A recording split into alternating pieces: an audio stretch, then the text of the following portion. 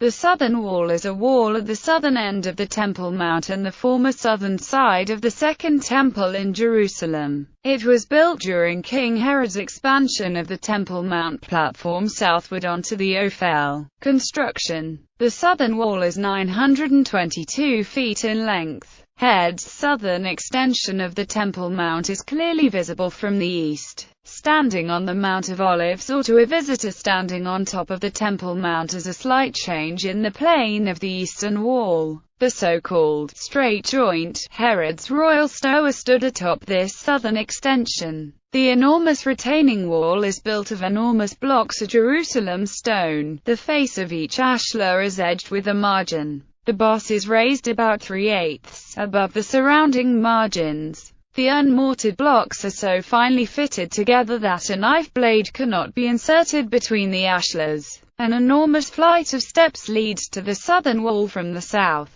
They were excavated after 1967 by archaeologist Benjamin Mazur and at the northernmost extension of the Jerusalem Pilgrim Road leading from the Pool of Siloam to the Temple Mount via the Double Gate and the Triple Gate, collectively called the Huldah Gates. These are the steps that Jesus of Nazareth and other Jews of his era walked up to approach the temple, especially on the great pilgrimage festivals of Passover, Shavuot and Sukkot.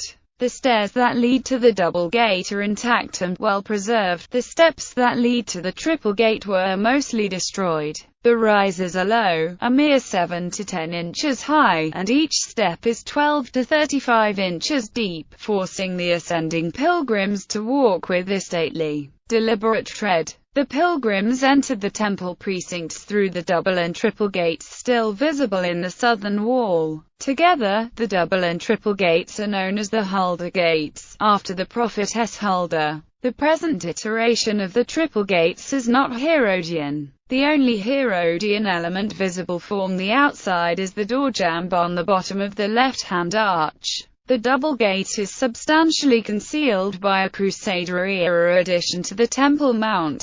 Only half of the right-hand arch of the double gate is visible today from the outside. Over the part of the right-hand Herodian arched doorway that is visible is an ornate, decorative half-arch dating to the Umayyad period. Just above it, the stub of an Herodian relieving arch is visible. Inside the Temple Mount, much of the original staircase and the arched, elaborately carved Herodian ceilings survive. According to archaeologist Meir Ben Dov, on his way in and out of the temple, Jesus must have walked here. The domed ceilings of the great staircases are carved with elaborate floral and geometric designs. The internal parts of the Herodian double gate survive, although the Waqf rarely permits visitors to see it. Unlike the austere exterior gate, the interior of the gateway is elaborately decorated with ornately carved columns and ornamented domes. Two pairs of domes and their elaborate, surrounding columns survive intact. Intricately carved vines, rosettes, flowers and geometric patterns cover every inch of the impressive entry to the ancient temple. Archaeology.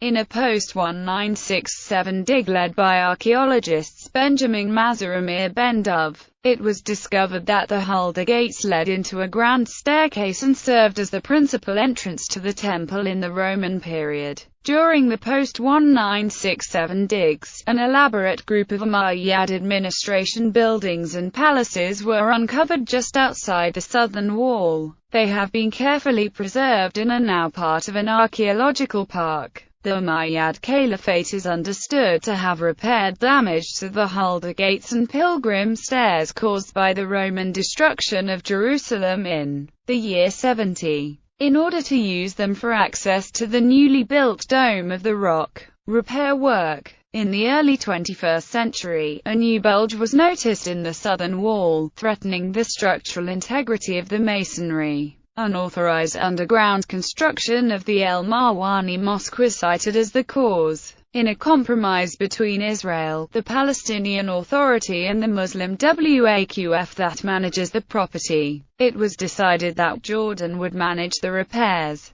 The Jordanian repair, visible as a bright, white patch in the photo above, has been criticized as unsightly and eyesore. and a terrible job, because it is out of keeping with the common practices of historical restoration in being of a lighter color and smoother surface than the original stone. The Jordanian repair crew also left 2 construction scaffolds hanging over the edge of the wall. One of the hanging scaffolds is visible in the photo above. Gallery. Southwestern corner of the southern wall showing pillars of Fatimid fortification. Close-up view of southern wall showing the carved margins and raised bosses on the ashlars, mikveh unearthed during excavations. Pilgrim steps as they approach the double gate. Triple gates. Visible portion of double gate. Double gate. Triple gate. Triple gate in 1855 photo.